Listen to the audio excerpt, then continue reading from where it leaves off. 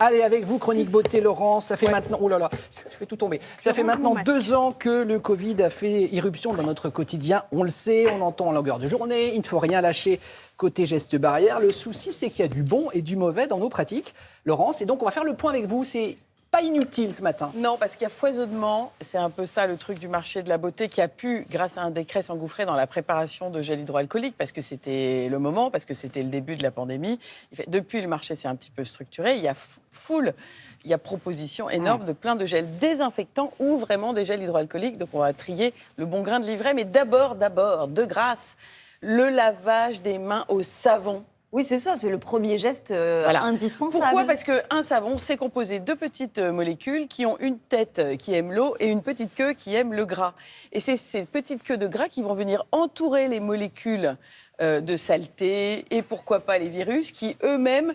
Oh, mais oui, mais c'est vrai. Elle est bizarre, votre explication. Là. Je voyais pas mais ça. c'est comme ça. Je voyais pas le savon Ça s'appelle une micelle. Et quand vous faites foisonner votre savon, on va lancer une petite vidéo. Vous allez voir ce petit jeu de peinture bleue qui permet, quand vous vous lavez les mains, de bien repérer si vous mettez bien du savon partout sur les mains avec les différentes étapes, la paume, etc. Et donc, ce savon, il va venir attraper avec ces petites molécules les petites parties grasses du virus, parce qu'il en a, le virus aussi, et il va emporter le virus dans l'eau. OK ? Je suis partie un peu vite sur cette explication-là, mais c'est comme ça que ça se Donc, il faut se laver les mains au savon. Très bien, parfait. Là, à ce moment-là, on peut se demander... Après, et quand on n'a pas de savon.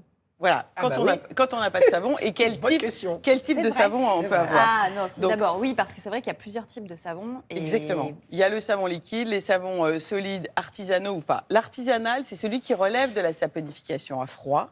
Demandez bien à celui qui vous le vend ce qu'il en est. S'il a bien séché longtemps. Il y a 3000 ans, c'était le savon d'Alep. Maintenant, il y a plein de propositions intéressantes.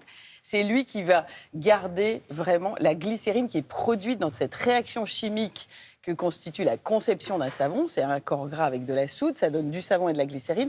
Et c'est pour ça qu'un savon artisanal, il ne vous tiraille jamais la peau. Il paraît, oui, donc il y a cette espèce de film pour le reconnaître un peu plus gras et qu'il est, quand on le met à la lumière, il est un petit peu plus transparent qu'un autre savon. C'est comme ça aussi merci. Donc comme ça, on le reconnaît. Sinon, vous avez le savon industriel. Alors la tendance, c'est le rétro, c'est formidable. Il a été chauffé, celui-là, pour accélérer sa conception. On a dû parfois rajouter des choses qui sont un petit peu plus agressives pour la peau.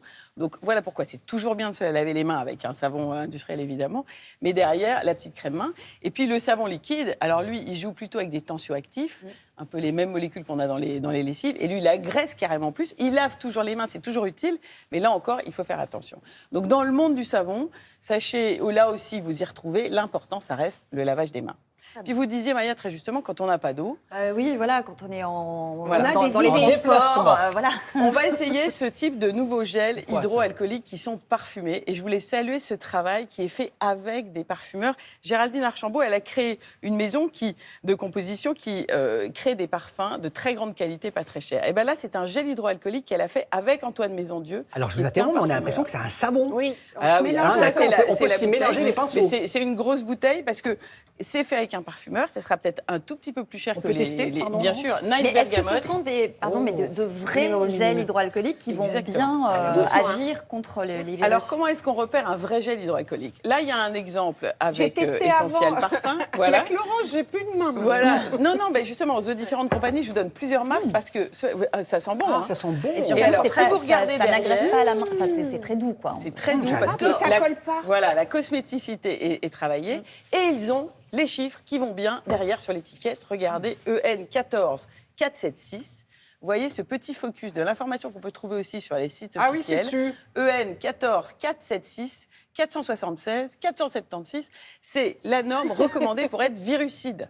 D'accord. Et c'est là qu'intervient la petite problématique. C'est que vous pouvez avoir sur le reste du marché des gels qui vous désinfectent, mais qui ne relèvent pas forcément de cette norme. Alors c'est intéressant quand même, parce qu'il y a des gastro, parce qu'il y a des rhumes, des angines, et que parfois on n'a pas d'eau et qu'il vaut mieux se désinfecter les mains. Oui, mais enfin en ce moment on nous dit de mettre du gel, c'est vrai que c'est pour se protéger contre le virus. Donc là, vous avez la maison Caron, pour parler d'autres maisons de parfumés, la maison Byredo qui propose des désinfectants qui sont extrêmement bien parfumés, mais là on n'est plus dans le monde du désinfectant. Et j'ai terminé avec ma grosse actualité, il y en a 3. En conclusion, vraiment, Laurence. C'est que vous avez maintenant des gants qui sont virucides. chez les fameux Lites qu'on connaît, qui fait des collants et puis des shorties qui sont bourrés d'actifs cosmétiques, eh bien là, ils ont développé une autre technologie qui nous permet de relever de la norme virucide et d'aller prendre les transports en commun avec des gants. Et ça, je trouve que c'est une révolution. De la mousse quand on en a marre du gel. Et puis, une solution lipoalcoolique, c'est-à-dire qui est un peu plus enrichie en gras, qui permet de respecter les mains. Et on vérifie bien la norme, et aussi, je crois, c'est au-delà de 65% d'alcool. Alors, il y a la norme, et puis il y a la composition dont on parlait déjà depuis 2 ans. Voilà. Merci beaucoup.